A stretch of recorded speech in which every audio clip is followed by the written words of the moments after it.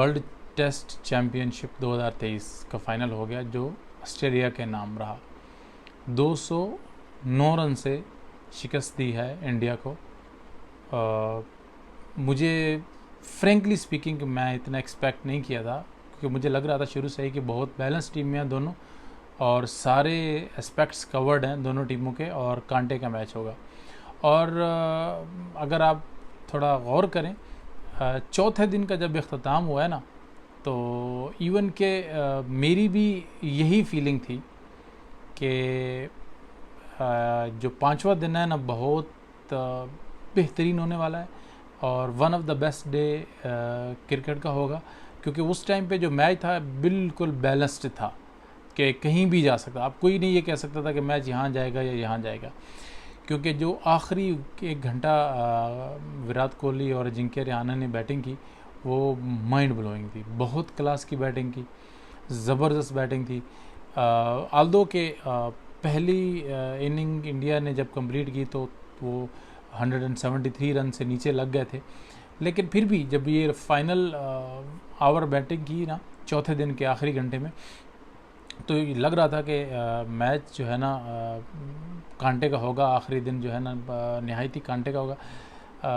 विराट कोहली जिसके टैलेंट से दुनिया वाकिफ़ है और जो कुछ भी करने की सलाहियत रखते हैं, और उनके साथ अजिंक्य रहाणे थे जो कि बहुत ही बेहतरीन बैट्समैन है, जो कि इंतहाई अंडररेटेड बैट्समैन है, लेकिन मैं उनको बहुत अच्छा टेस्ट का बैट्समैन मानता हूँ। और उन्होंने बहुत अच्छी पार्टनरशिप की थी। अच्छा, लग यही रहा था कि बहुत अच्छा होगा, और स्पेशली जब वो मिचेल स्टार्क के ओवर में एक फ्लिक किया ना विराट कोहली ने, और फिर उन्होंने जब उसको कवर ड्राइव मारा, तो मुझे लगा कि वाकई जो विराट का जो कॉन्फिडेंस है ना, वो आसमान को छू रहा है। तो और मैं वो चौथा दिन का अख्ताम हो गया। 285 गालबन रन चाहिए थे पाँचवें दिन के लिए, और लग यही रहा था कि मेरी पर्सनली ओपिनियन ये था कि कम से कम ये लास्ट सेशन में आखिरी ओवर तक, आखिरी आवर तक मैच जाएगा, आखिरी घंटे में जाके इसका फ़ैसला होगा। लेकिन फिर हुआ क्या कि विराट कोहली जल्द ही आउट हो गया। थोड़ा खेले और उन्होंने एक मेरे हिसाब से एक गलत शॉट मारा। तो जो जो जो अप्रिसिएशन बनती है वो बॉलर ने बहुत अच्छा तरीके से ट्रैप किया था उनको। 5 से 6 गेंदें उन्होंने उसको अंदर की हैं कंटिन्यूसली, अंदर। फिर उसने एक बॉल उसको बाहर की है, जो विराट को ये लगा था कि शायद वो इस पे कवर ड्राइव मार पाएंगे, लेकिन वो बॉल बहुत ज़्यादा बाहर थी और वो उनका आउटर एज लेग किया था, और कमाल का जो कैच लिया है। ये hats off to Steve Smith. तो सभी तो कहते हैं कि ना कैचेस विन मैचेस, तो वैसा जो कैच लिया उस वहीं से जो है ना मैच में वो अंदर आ गए। जब वो कैच लिया और उसके बाद और उसी ओवर की अगली 2 गेंद छोड़ के अगली गेंद पे जनाब रविंद्र जडेजा को आउट कर लिया। तो ये था वो टर्निंग पॉइंट जहाँ से लग गया कि मैच जो है ना अभी 1 साइडेड हो गया है। कम से कम मैंने अपने दोस्तों को बता दिया था कि जब जो मैच है ना ये कम से कम 100+ के मार्जिन से इंडिया हारेगा, क्योंकि जो लास्ट स्टैंडिंग पेयर था ना, जो जिस पे आप ट्रस्ट कर सकते थे, वो यही था। तो वो तो चला गया। उसके बाद फिर वही हुआ, आनी जानी लगी रही।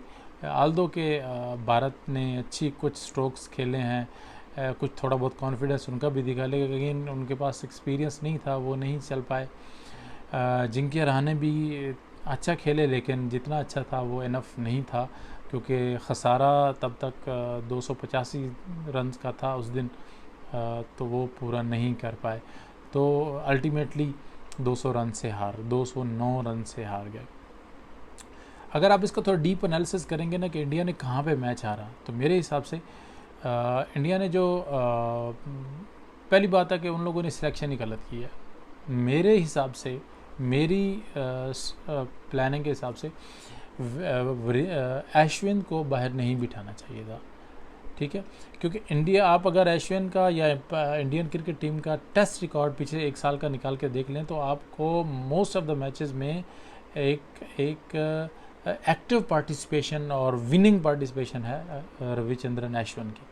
ठीक है, और उसको आपने बिठा दिया। आल्दो के विकेट शुरू में ऐसा लग रहा था कि नहीं होगा, लेकिन जब भी इंग्लैंड में आप खेल रहे हैं तो ग्रीन होती है, तब भी चौथी इनिंग में तीसरी या चौथी इनिंग में स्पिनर को मदद मिलती है, और ये मेरे हिसाब से एक गलत फैसला था। और अगर अश्विन खेलते तो यकीनन रिज़ल्ट मुख्तलिफ होता था। अच्छा, मेरे इस क्लेम को अगर आप जस्टिफाई करना चाहते हैं तो देखें आप, अगर नेथन लॉयन के जो 2 इनिंग्स में उन्होंने ओवर किए हैं, पहली में 5 या 4 ओवर किए थे, 1 विकेट मिली थी उनको, और दूसरी में उन्होंने 15 ओवर करके 4 विकेट ले लिए, ठीक है, तो टोटल उनको 5 विकेट मिले हैं। तो क्या अगर मैं ज़ाती तौर पे अश्विन को लॉयन से बेहतर बॉलर मानता हूँ, क्योंकि अश्विन के पास बहुत वैरायटी है, अश्विन के पास बहुत डिफरेंट किस्म की बॉल्स हैं, और वो यकीनन हेल्पफुल हो सकते थे। ये एक गलत फैसला किया गया है, क्योंकि उमेश यादव जो उनकी जगह पे आए थे, उन्होंने भी कुछ परफॉर्मेंस ऐसी नहीं दी जो कह सकते कि जी उन्होंने विनिंग पर आल्दो के एक स्पेल में मुझे लगा था कि शायद 2 इनिंग में एक स्पेल लगा था कि उमेश यादव अच्छी बॉल कर रहा है, वो भी सेकंड इनिंग में। फर्स्ट इनिंग में तो बिल्कुल आउट ऑफ कलर दिखाई दिए थे। और मैं आपको एक और बात बताऊँ, पहले मैच की इस मैच की पहली इनिंग में जब पार्टनरशिप लगी ट्रेविस हेड और स्टीव स्मिथ के बीच में, तो उस पार्टनरशिप में कहीं ना कहीं उमेश यादव का भी कमाल है, क्योंकि उन्होंने जो स्पेल किया उससे उनको थोड़ा कॉन्फिडेंस मिला और उन्होंने अपनी जगह पे बॉलिंग नहीं की। आल्दो के ट्रेविस हेड ने बहुत क्लास की बैटिंग किया, स्टीव स्मिथ तो एज़ यूजुअल दीवार ही साबित हुए हैं, और लेकिन ये भी एक पॉइंट आप कह सकते हैं कि इस बॉलिंग की वजह से भी ये इशू हुआ है। इसके बाद अगर आप देखेंगे तो क्या बोलते हैं इसको, जो एवरेज है, आप अब अगर चारों इनिंग की एवरेज निकाल के देख लें तो ऑस्ट्रेलिया के ने जो पहली इनिंग में 469 रन बनाए, उसमें जो उनकी बैटिंग एवरेज है 3.86 है, ठीक है।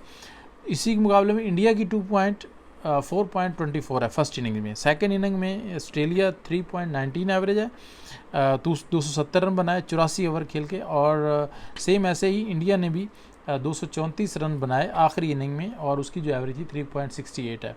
तो अगर आप एवरेज का अंदाज़ा लगाएं ना, कहीं ना कहीं मुझे लग रहा है कि इंडिया थोड़ा ज़्यादा स्पीड से खेल रहा था। अगर उसको थोड़ा ज़्यादा ठहराव आता, थोड़ा एवरेज से नीचे खेलते तो शायद एवरेज के हिसाब से खेलते तो शायद बेहतर था, क्योंकि कहीं ना कहीं इन्होंने गलतियां की हैं। अगर मैं आपको बताऊं, विराट कोहली जब आउट हुए हैं तो मेरे हिसाब से वो बिल्कुल ओवर कॉन्फिडेंस थे, उनका वो शॉट वहाँ नहीं बनता था, और वो जिस अंदाज से खेल रहे थे, अगर वो थोड़ा काम और कूल होकर खेलते रहते तो यकीनन वो मैच को पार लगा सकते थे। तो ये यहाँ पे थोड़ा सा उन्होंने वो किया है। इस मैच का एक और पॉजिटिव पॉइंट, एक और जिसके डिबेट ऐसी बात हुई है जिसमें बहुत डिस्कशन हो रही है, वो ये है कि गिल का कैच जो सेकंड इनिंग में था, उसमें जो कैमरून ने स्लिप में कैच लिया, मेरे हिसाब से वो डाउटफुल कैच था, बट स्टिल उसको फेयर ही गर्दाना जाएगा। क्यों? वजह यह है कि जो न्यू रूल्स हैं उसमें यही है कि बॉलर के फील्डर के कंट्रोल में आ जाती है, तो वो अगर उसके ज़मीन पे भी लगती है तो डजेंट मैटर। पहले एक वक्त था जब कि बॉल ज़मीन को टच नहीं होनी चाहिए, और टच हो गई तो वो डेड हो जाती थी या वो आउट नहीं होगा। तो सेम ऐसा ही है अभी जो लेटेस्ट रूल में कई दफ़ा ऐसा हो चुका है, बहुत सारे चांसेस में ऐसा हुआ है कि ये ऐसा कि अगर वो उसके कंट्रोल में है तो वो आउट दिया जाएगा, या वो बॉलर की या फील्डर की फेवर में दिया जाएगा।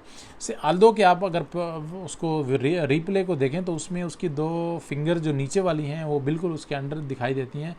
तो 100% तो नहीं बोला जा सकता, एज आई सेड कि डाउटफुल तो है, लेकिन स्टिल क्योंकि आप जितना वो वक्त लिया है ना उसने कैच करने में और फिर उसको ज़मीन से उठाने में, तो उसके अगर कंट्रोल में नहीं होती तो वो बॉल यकीनन निकल जा चुकी होती थी, और वो बॉल उसके कंट्रोल में आ गई थी।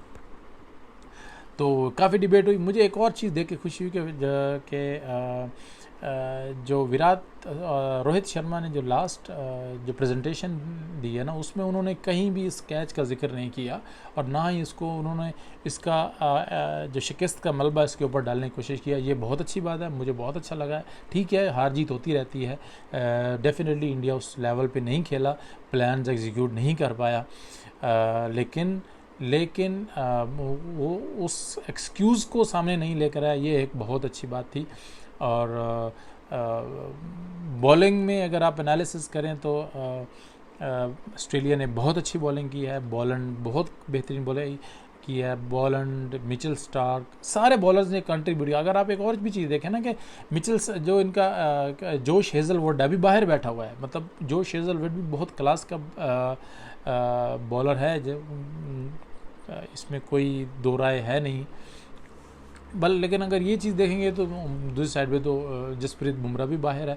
खैर, ओवरऑल मुझे मायूसी हुई है कि मैच ऐसा फाइनल नहीं होना चाहिए था।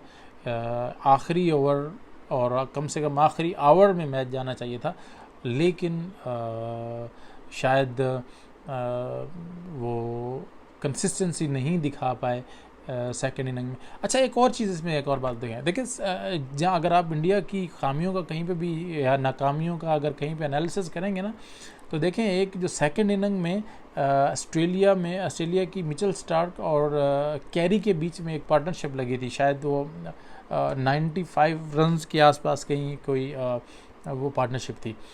उस पार्टनरशिप को भी तोड़ा जा सकता था अगर आपके पास अश्विन होता तो ये दोनों जो बैट्समैन लगे, तो वहाँ से वो 100 रन की जो है एक्स्ट्रा निकल गए ना, उस वजह से भी इंडिया बहुत नीचे लग गया था।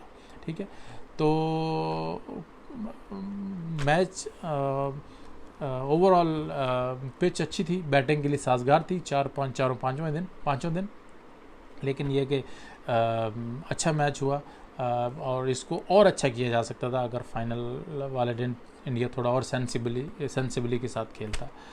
तो दूसरी दफ़ा लगातार फाइनल हारा है इंडिया, इससे पिछले वाला भी न्यूजीलैंड से हार गया था, ये इंडिया से इससे हारा है ऑस्ट्रेलिया से। So hope for the best that कि नेक्स्ट ईयर 2024 में कुछ और 2 टीमें आएंगी और कांटे के मैच देखने मिलेंगे। Thank you very much.